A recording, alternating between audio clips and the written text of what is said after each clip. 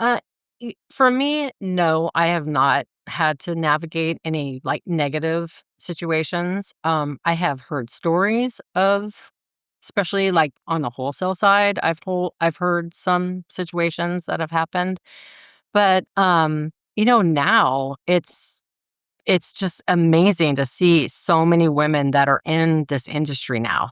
It's not just like CEOs or Yeah, it's accounting everywhere, people or yeah, there's a ton of winemakers here.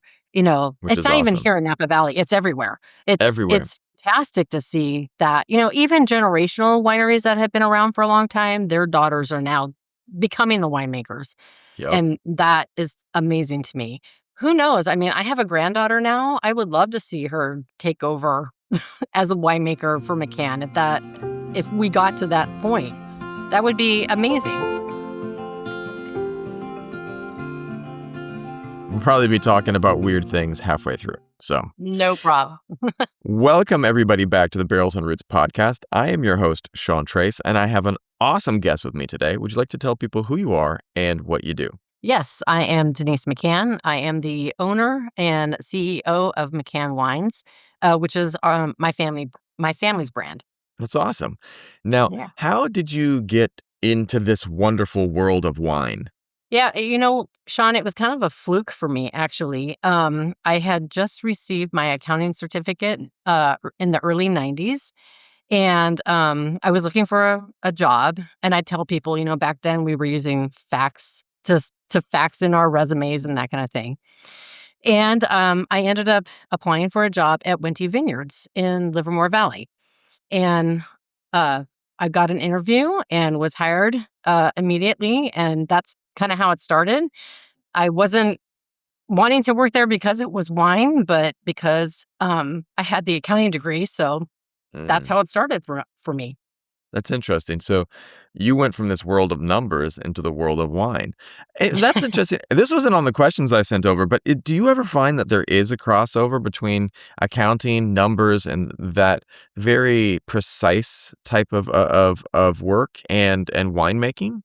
Well, I do not do the winemaking myself. My son Yeah. is our winemaker, but definitely I do the sales and marketing, which is on the completely different spectrum of Yeah. accounting. So I've kind of married the two together, and I think that I've done a pretty good job in doing both aspects of the job. I love that. I love it when people can um I am not an accountant, and yet I have my Growing Money with Sean Trey's podcast, and we talk about all these financial principles, and it's interesting to like because I mean coming from an accounting background, I think it must. I'm curious if it changes the way that you approach the business. I mean, you can be more focused on ROI and type of things like that, or do you find that it's just do you have to kind of like, running a winery, is it just a numbers game or is there a commitment to the art and to commitment to, really having things done in a certain way? Yeah, definitely a commitment to the art.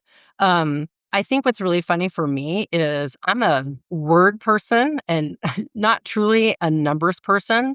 So I kind of obviously I know about the accounting part of it and budgets and all that kind of thing. But I do love trying to do the sales and marketing part and speaking with people about the wine and our brand and which is definitely different than just being a bookkeeper, correct?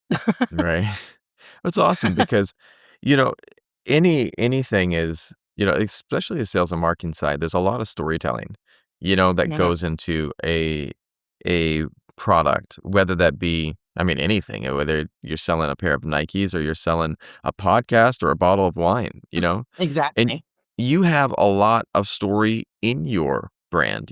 How did you go from this to stepping into the leadership of a family wine brand? Like, how did that happen? Yeah, so, it was not something that I had planned when I Yeah. started in the wine business. I did work for Wente for 8 years. When I started there, my son was 3, Yeah. and, I'm obviously, at that age, he's not thinking about what his life career is going to be. But after I left in 2000, fast forward 4 years, and the story is he decided he wanted to make our family a Sunday dinner. And as he's preparing the recipe that he chose, he asked me, thinking he was going to be a smart ass, "Hey, Ma, can I borrow, can we have a bottle of wine with dinner?" You know, something that I had in my really small wine fridge at the time.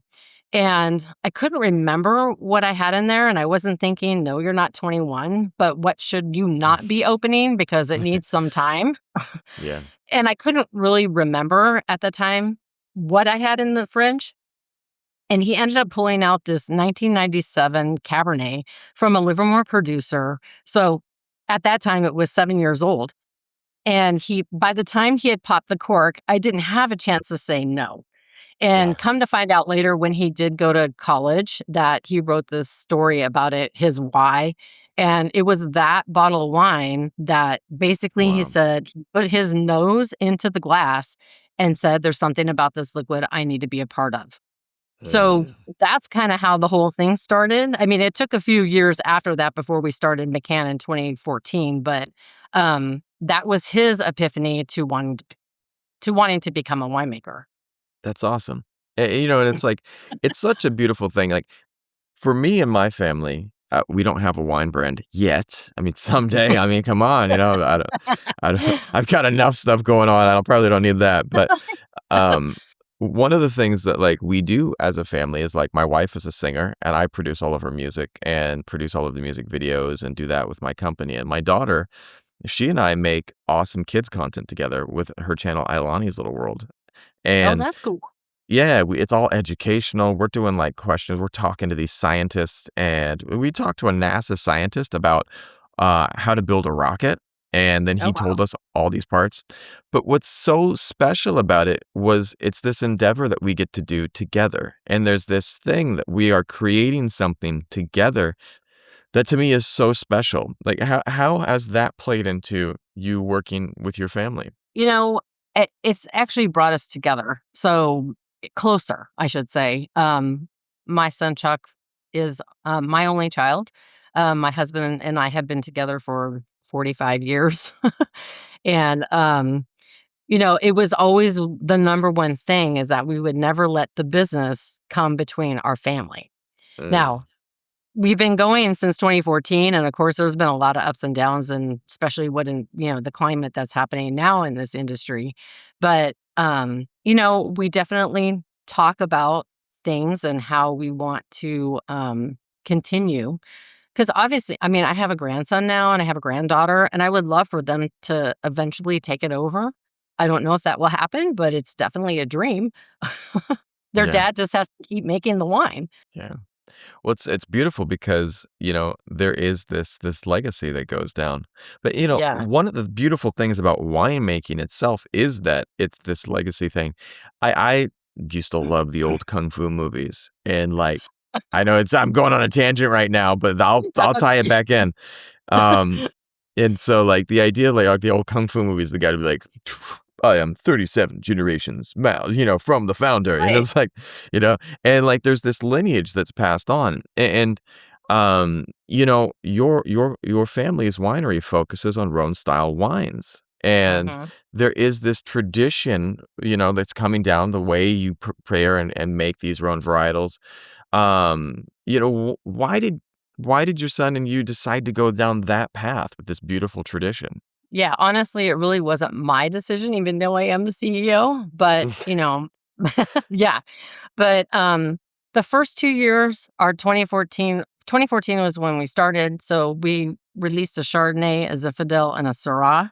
Mm, 2015, we released a Chardonnay and a Syrah, and it wasn't really truly until 2015 that we launched McKahn, but, in 2016, after my son had received a head winemaking position at a winery here in Napa at the age of 26, it's he awesome. came to his dad and I and said, "My passion is Rhone varieties, and that's what I would like McKahn to be." So we're like, "Okay." After introducing everybody to our Chardonnay and our Zinfandel, those would be going away, and it was just, uh, you know like the marketing person in me is like, how am I going to get people I now to learn Viognier? yeah. And so, that kind of thing. And honestly, it hasn't been the easiest thing because Rhone varieties are not as well known as Bordeaux varieties are, or even Burgundy wines are. But it's just, I guess, it's like my goal in life now to get as many people to love Rhone varieties.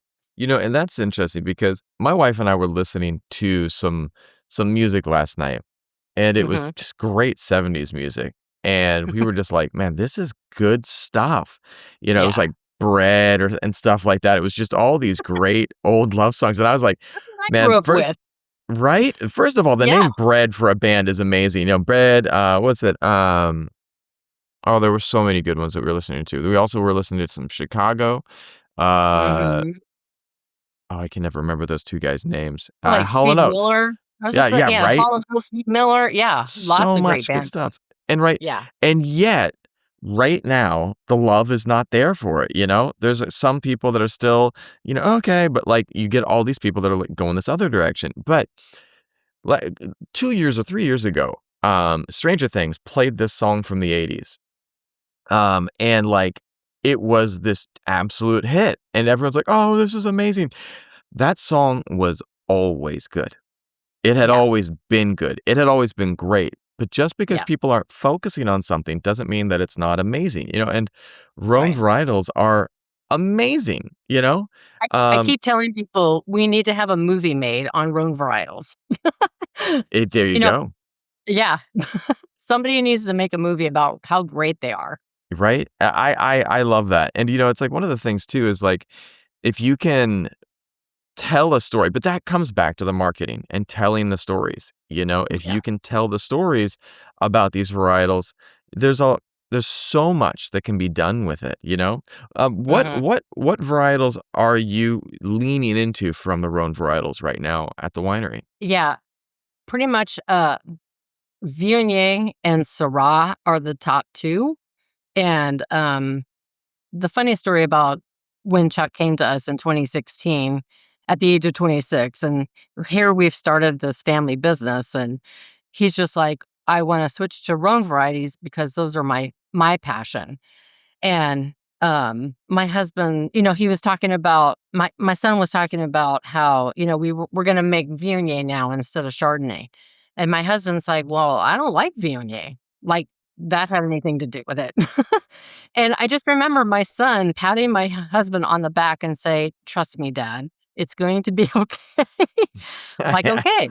You know? But, we do, Viognier at a Russian River. We have a Grenache Blanc that we make 50 cases of, from the Mm, same grower over in Russian River. And, the Syrah has always been from the Napa Valley, but I think we're probably on our 5th or 6th grower because there's less than 700 acres grown here of Syrah.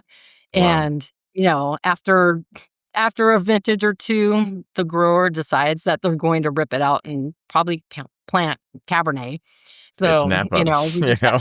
we just have to keep finding a new grower. So, yeah, it's been a really interesting way to, just create this business and continue to to expose people to Rhone varieties. Well, it's interesting, like, place is so important for wine, and your fruit comes from multiple regions. How does that play into kind of the storytelling that you have in your winemaking, or that you're sharing for your marketing? Yeah. Um, my son is the one that, makes the connections with the growers. He's been in the Napa Valley now for 20 since 2011, so he has a bit of experience behind him. And, uh, you know, even though there's Napa Valley wineries here, we're also, producing wines from other regions, like Sonoma or Lake County or Sierra Foothills, something like that. But he's the one that has chosen to work with these people, because of their great farming that they do with these vineyards. And it's just a really interesting way to, and I've lost my total train of thought and I No, apologize. totally. No, you're fine. Yeah. It's fine.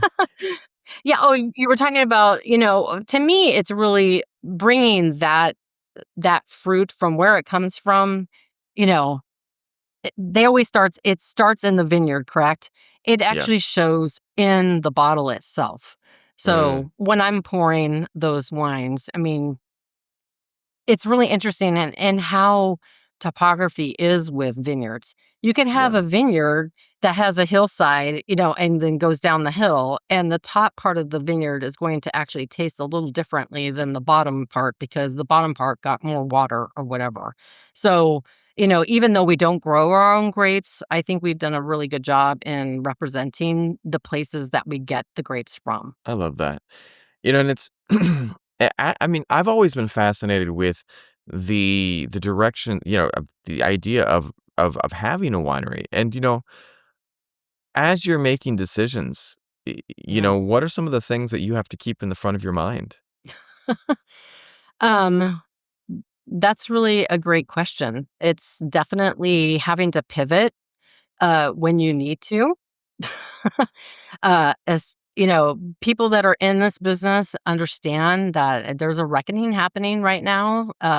We've been riding high since the 90s, and there's a change with the generational it's a generational change of what's happening in this business. And um, if you can pivot to, you know, maybe producing less wine until the correction finishes, then that I think those people will stay in the game. I love that. Right. Yeah, right now, it's just here in the US, it's just gonna take a little bit longer for the depletions to happen throughout the country, and I already know myself of 10 different brands that have closed up shop. Wow. So, yeah, you know, a lot of people got into it because they love wine, not because of other things to create the brand. Yeah. It's easy to make the wine. The hardest part is selling it. 100%. The Mm. right? It's Yeah. easy to do stuff, but, like, to market it, like, people come to me about podcasts, and I'm like, "Are you ready to put a lot of time in? Are you ready to put a lot of time in creating this thing?" Like, it's so easy to sit there and say, "Hey, I wanna do this," and Yeah. do 1 or do 2, but to be 10, 15, 20 years in, it takes time, and it takes a lot of dedication. And one of the things too is, like, the the industry does need a correction in ways, and just the whole because, like, I remember grew up my family moved up to the Napa area in '94. My dad were sort of working up in the Napa Valley, and we moved up there, and I lived there through the 2000s. And one of the things that when I go there grew up there versus when I go to the Napa Valley now, it's a very different place. Like, a lot of the locals have moved out, and, it's shifted in a lot of really and I'm not hating on this, but, like, there's a lot of, like, people from the Silicon Valley that have come and bought their weekend homes, and the Mhm. vibe changed, and the whole Yeah. vibe changed in the Yeah. wine, and the local region was just it was, farmers who were making a Yeah. product they loved, Yep. and it was, mom and pop type feel, and that's not the vibe now, and, It like, is not the vibe. it's not the vibe. It's big money, big, that are looking for big returns, and people were Mhm. trying to maximize all this. But yet, one of my hopes, and I hope that a lot of the family style wineries pull through this time because I believe, in my opinion, and I'm not hating on the big brands, but I believe that the heart and soul of the winemaking industry is in these smaller brands that are doing it in an artisan way, in a craft way, in a way that speaks to the art of this, you know? Yes. Yes. Yeah, I It absolutely agree with you. There's a ton I tell people there's 1,000 wine brands in Napa alone. yeah, The competition is very fierce. There's 450 brick and mortar places in, tasting rooms that are here in Napa. So, I mean, there's a lot to choose from, but there's a ton of small brands like McKahn that, it's really hard to break through the noise. yeah, And that's what I'm here for. right? Unless Yeah. you have a great story. And I think that, like, one of the things, like, that your son's why is a Mhm. powerful, powerful statement, uh, Yeah. because Who at it 15 knows what they wanna do with their life? right? I Yeah. mean, I see it as, to me, I talk to these people and they come on the podcast, and there's a musician that I spoke to that said, this I started into music because of this one song. Mhm. I heard this and this thing, and it's like when you have that passion and that pull and that soul, that's something that's powerful. And the specialization, like everyone's making cab. Everyone in Yep. Napa, like, hey, here we are doing these Rhone varietals. It is different and it is special because it spoke to your son. Like it Yeah, speaks to them, and it's like at that point in time, I might not be the biggest podcaster in the world, but everything that I'm creating has heart because there's a reason for it. And I think that more people that are creating from the heart, that are creating from like this special place, it's powerful.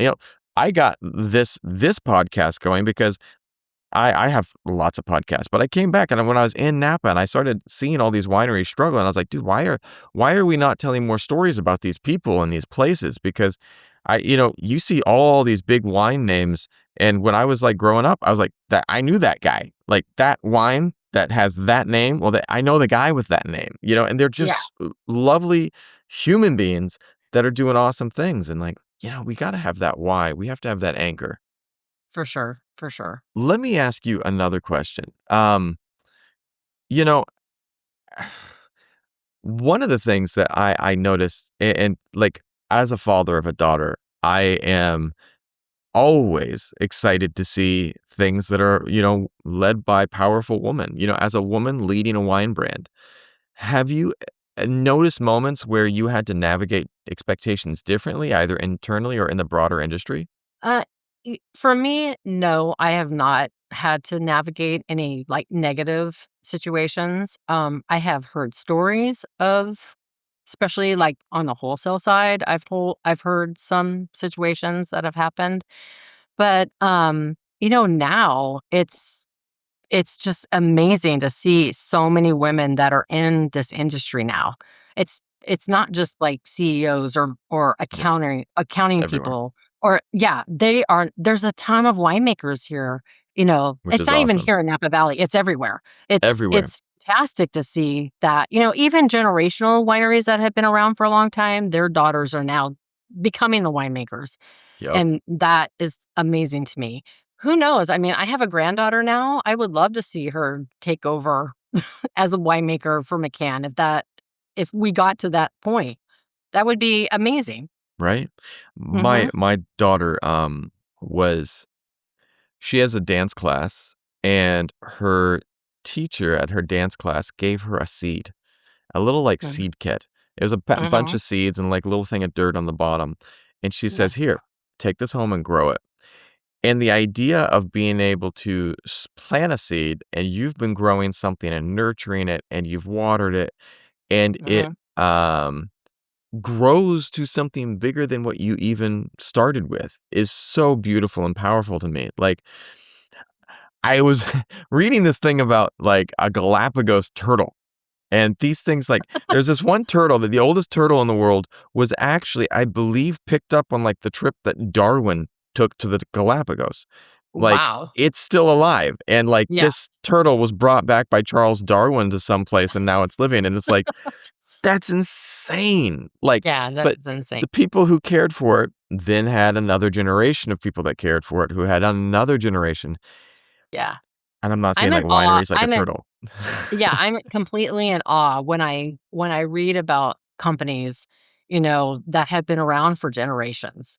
So, in the Livermore Valley, where I was in the scene there for quite a while, there's the Winty family, they're on their 4th generation. I mean, they That's started awesome. in 1883 there. Yeah, it's amazing. But, then you hear about the Riedel family. They're like 11 generations of making glass, and it just blows my mind that it's been able to keep on going for so long. And I hope that McCann will be that same way. It speaks, but I think that one of the most beautiful things that you can do is to share the why, and the why Mhm. becomes this bigger thing. Mhm. When we started my daughter's YouTube, it was at the height of the kids YouTuber craze. Yeah. And I I started it and I said, I want to make something educational. I was a Mhm. children's teacher for many years, and I see all Mhm. these people that are just like, this is my toy. I love toys. And I'm just like, oh man, like what a horrible content to be spamming these kids with. Like, I'm gonna unwrap. And my daughter's like, Yeah. I need to go buy that. And I was like, we need to do something different. I want to teach. And both of my parents, educators, worked at Mhm. universities, you know, Yeah. and so that why of being this spark for other people was passed down to me, and then I pass it down, and it's beautiful, like, if you can have such a clear why, you know, and I'm sure that your granddaughter will grow up hearing the gospel of Rhone varietals, you know, and so Yeah. it's this powerful thing that the people inherit. I had one person who came on, and they were, like, talking about wine, and they're like, "I love wine from all around the world. I'm a sommelier." But my favorite wines are Italian varietals. And I was like, "Well, Mhm. why?" And she's like, "'Cause I've got an Italian grandma. That Yeah. was what was on the dinner table every night." Yeah. And they're like, Yeah. "That was what we had." And so they're Yeah. like, I can taste a great cab. I can taste all of these wines, but, like, when I have an Italian varietal, it's just like I'm home." Yeah, exactly. I have a grandson that's actually he was the firstborn, and he's 3 now. And just so my son is the head winemaker at Titus Vineyards here in the valley. And my daughter-in-law took my grandson up to go visit, his dad. Mhm. I think it was during harvest, but some maybe it was closer towards the end, so he had some time, but my son was telling my grandson Miles, about the grapes and the Mm. barrels and the forklift and all this stuff, and was out in the vineyard looking at how the grapes were, they were grown there and everything. And what I thought was really super cute was Eric Titus, the owner of Titus Vineyards, uh, had come and said something, said hello to Miles, and Miles proceeded to tell Eric how to make wine. That's Yeah, awesome. yeah, and he wasn't even 3 yet, but it was pretty cute to hear. I wish I had actually been there to hear the whole story, but I just thought it was, little kids, they're like sponges, right? And they're just sucking everything up and with their brain and what they see. And I've shown my grandson, different videos of when we've been processing grapes and stuff. And, this is Grenache and this is Syrah and, that kind of thing. And so when he looks at it over and over, he's like, that's Grenache and that's Syrah. So, yeah, it's exciting to think that hopefully maybe in the future that, the McKahn wines will continue. Yeah. Well, you had mentioned that the industry is facing a challenging time, and this is something that's a very common theme across the podcast. And I wanted to ask you, though, like as the CEO, how has your relationship with risk changed over time? You know, in this time where, we're looking at the challenges of the facing, can Yeah. balancing the creative with the realities of farming, production, sales, and all that. Yeah, it's, definitely across the spectrum with people that I've talked to. Right now, we're just not taking the additional risks that we could possibly take. And I mean Mm, risk by, you know, purchasing grapes, a different variety, and still in the Rhone, but, and bringing it in and processing it and eventually bottling it.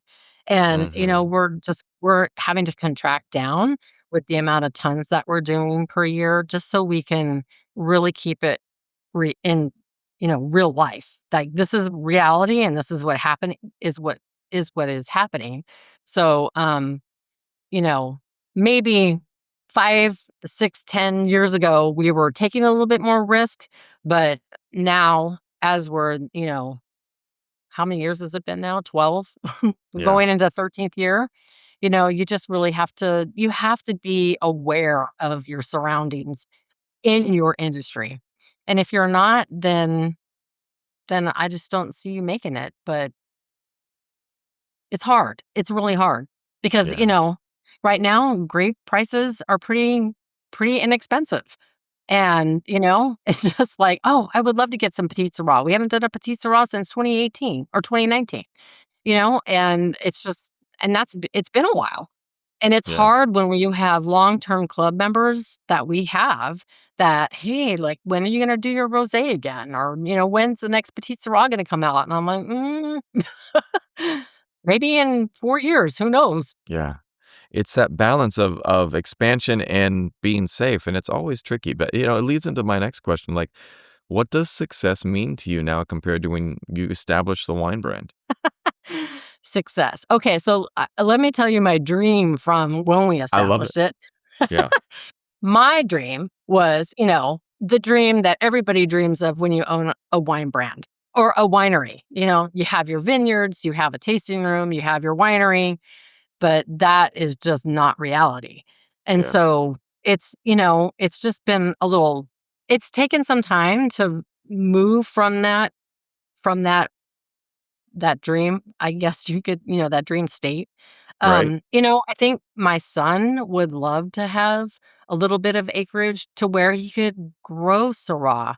Like I mentioned, we're like on our, fifth grower of Syrah. And if he had his own estate, then he could, his own vineyard, then he could grow what he would want. But I don't know if that's a reality. It's just that you just have to really think about what you can do and it'd be nice to have a winery, but it's not in McKahn Wines' future that I can see right Mm. now. Well, it's that balance between like dreams and reality. I would love Yeah. to have, I would have all of my guests fly out to me and like, but yeah, that's not Yeah. happening anytime soon, That's not happening. Right, That's not exactly. happening. Yeah, I'm in Southeast Asia right now until I get like a nice little studio set up in Napa, but even then, like that's a lot of money. So it's like Yeah. one step at a Yeah. time. But I let me guess my thing is I would love for people to realize that you don't have to have the estate to yeah, have a great wine. right? And there's a lot of great wines out there that, you know, people are buying purchasing the grapes and making it. And um it's really just about community and being social and being with people I and love that. enjoying wine over that. Well, that makes it like, for someone that's just starting to explore wine, what do you wish they understood sooner so they could enjoy it without feeling overwhelmed or like intimidated? Because like wine can be intimidating. It can be intimidating. I tell people I've been in this business over 30 years and I still learn something new. Maybe not every day, but at least once a week, I'm learning something new about wine itself. I'm not in the production part of it, so it takes me a little longer to learn about all of that, but just try and really just have fun with it. And there's so Yeah. many different varieties to choose from. Don't be stuck in a box and like say, I only love Chardonnay or I only love Syrah. There's just so many different things to try. And you Yeah. never know what you're gonna like. I last night, my wife and I went out to dinner and I had a glass of Pinot and Mhm. she doesn't like reds. And I was like, well, try this Pinot. This is a nice little Pinot. And she tried it and she's like, that's different. And I said, yeah. And so she ordered a glass of white, which I'm not a huge white drinker, but I was like, this is a lovely Chardonnay. And it was Yeah. interesting because it was like, and then she started asking me some technical questions about wine. And I said, V, I have a wine podcast, but I have no idea. Like, I don't know. That's why I'm talking to these people. Like, I was like, Right. she's like, what would go well with this? I'm like, I have no idea. Like, I Yeah. have my own flavors and my own taste, but like, let's Mhm. experiment. Let's try it out. And we tried out Yeah. some different things. And with the meal we were having, it was like a whites went better with it. And so it was like, hey, we found that out and it's okay, Yeah. Exactly. Well, and if you're gonna go wine tasting, I I definitely suggest you try everything that is in the flight. That's what a bucket is for. If you don't like it after 2 times, I always say taste, don't judge until your second taste. And if you don't like it after that, then that's what the dump bucket is for. But you would be surprised how many people, it's like I get people, they're red wine drinkers. I don't want any white wine, blah, blah, blah. Like, you know what? I got the perfect white for you to try. The Viognier is the red wine drinker's white wine in my eyes. And they're always very surprised to find out that they love it. And I was like, if you hadn't tried it, you would have never known. You got to try it. I, and I think you gotta get out of your box. I like reds, but, I had another event that I went to with my wife that was really uptight, and, Mhm. like, they brought out this red that I don't know. I have had very few wines that I dislike, and I don't even remember the name of this producer, but this one, I was just like, "God damn."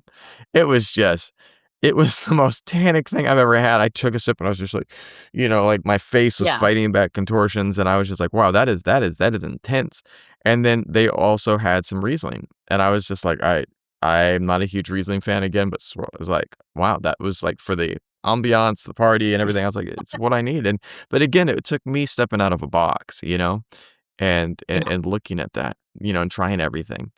Yeah. Looking ahead, what do you know, where would you like to be in 10 years for McKahn Wines?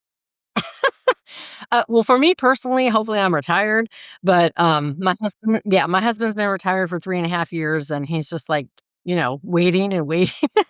But, in 10 years, um, I I would like to see definitely that we're still pursuing, with tastings and, it's almost to the point where you can only buy our wine from our website. We are in North Dakota and in Indiana, but other than that, it's, come to the website and get our wine. I can pretty much ship to almost every state, so that's pretty cool. I made sure. This is the thing, I did work for the wine group, for 8 years, so I learned from a big, big winery, corporate winery, and I brought a lot of that knowledge to my small wine brand. So, making sure that I could, for the people that were interested in our wines, that they could actually get it shipped to their home, which is, it's taken a long time to get to almost all the states being able to do that, but it's been fun to see.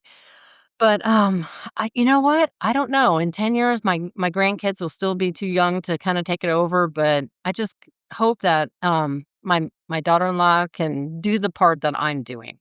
I told him that I would still do the bookkeeping and the compliance part, so but the sales and marketing, if they could take that part over and, do the tastings, that would be awesome. But, still I always love going to a winery that, the older generation is still there and, you can talk to them and get the stories. I still wanna be able to do that with my husband but not have to work every day and trying to get, the sales and everything else done with regard to McCann Wines. That's awesome. What's your favorite wine right now that you're drinking? My favorite, well, if you can talk about McCann, it's definitely our Viognier, our 2024 Viognier. But I love a good Pinot Noir.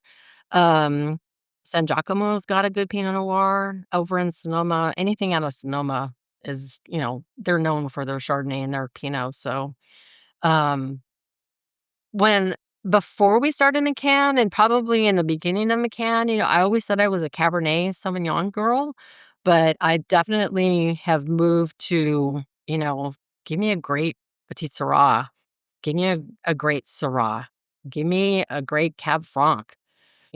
Just there's a lot of different wines out there. I can't put myself in a box. It's hard because you know what you like, and it's you continue to go to that same producer, but there's a lot of varieties out there. So That's that's awesome. the Viognier. The Viognier is what I have right now in my glass.